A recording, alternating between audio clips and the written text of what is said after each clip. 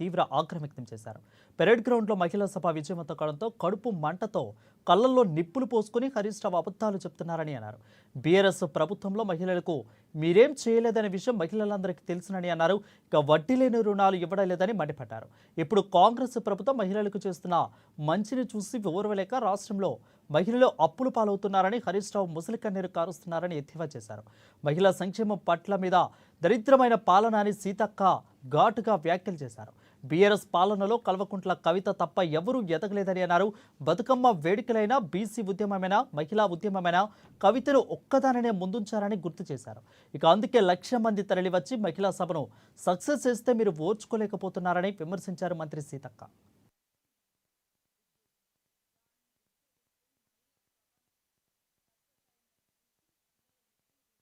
మీరు 5 సంవత్సరాలలో మహిళా సంఘాలకు 3,485 కోట్ల రూపాయలు చెల్లించాల్సి ఉండగా కేవలం 409 కోట్ల రూపాయలు మాత్రమే చెల్లించారని అన్నారు మంత్రి సీతక్క.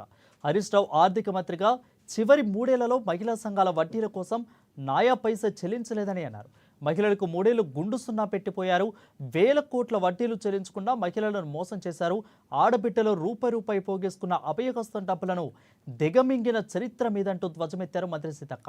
ఇక తాము అధికారంలోకి వచ్చిన తర్వాత గత ఆర్థిక సంవత్సరానికి సంబంధించి మహిళలకు పూర్తి స్థాయిలో వడ్డీలు చెల్లించామని, ఏడాదికి సంబంధించి వడ్డీలు మహిళలకు చెల్లించే ప్రక్రియ కొనసాగుతుందన్నారు మంత్రి సీతక్క. ఇవాళ రాష్ట్రంలో ఉన్నటువంటి మహిళలకు అందరికీ తెలుసు, ఏ ప్రభుత్వము గత 10 ఏళ్ల కింద కాంగ్రెస్ ప్రభుత్వంలో ఎలాంటి మహిళా స్కీమ్స్ తీసుకురావడం జరిగింది. ఆ తర్వాత 10 ఏళ్ల తర్వాత మళ్ళీ ఈ గవర్నమెంట్ ఎలా మహిళని ప్రోత్సహిస్తుందో రాష్ట్రంలో ఉన్న ప్రతి మహిళకు అర్థమైతా ఉంది. ఇవాళ వడ్డీ లేని రుణాలు ఇవ్వలేదు, మహిళలు అప్పుల పాలవుతున్నారు, మహిళలు ఆగమవుతున్నారు. అయ్యా, మీకంటే దరిద్రంగా ఈ దేశంలో ఎవరు లేరు.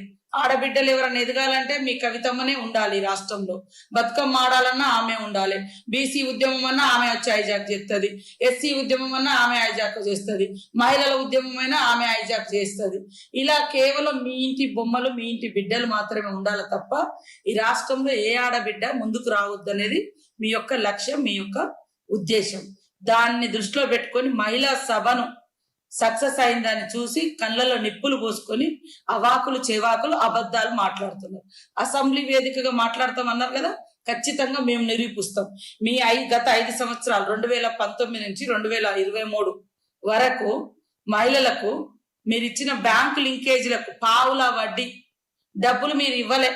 ఎంత ఇవ్వాలి? మీరు 3,485 కోట్ల రూపాయలను మీరు ఇవ్వాల్సింది ఉండే. వడ్డీలు మీరు ఇవ్వాల్సినటువంటి వడ్డీ, మీరు పెట్టిపోయినటువంటి బాకీ మహిళలకు 3,485 కోట్ల రూపాయల వడ్డీ డబ్బులు ప్రభుత్వం, మీ ప్రభుత్వం రిలీజ్ చేయకపోవడం మూలంగా ఇవాళ మహిళలు అప్పుల పాలయ్యారు. మీ 5 సంవత్సరాల కాలంలో మీరు ఇచ్చిన వడ్డీ డబ్బులు ఎంత అంటే 409 కోట్లు. 409 కోట్ల రూపాయల వడ్డీ, పావుల వడ్డీ డబ్బులు మీరు ఇచ్చిర్రు. ఎంత ఇవ్వాల్సింది ఉండే మహిళలకు పావుల వడ్డీ డబ్బులు?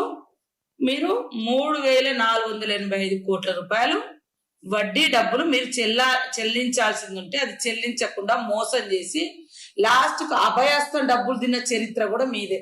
మీరు మా గురించి మాట్లాడే అర్హత ఉందా? ఎస్, మేము గత 2024లో వచ్చిన తర్వాత మా ప్రభుత్వం గత మార్చి వరకు ఉన్న డబ్బులు ఫ్రీ చేసి ఈ మార్చి అంతర్జాతీయ దినోత్సవం రోజు మిగతా వడ్డీ డబ్బులను కూడా ఇవ్వాలని డిసైడ్ చేసి ఇవ్వడానికి ప్రణాళికలు రూపొందించుకోవడం జరిగింది.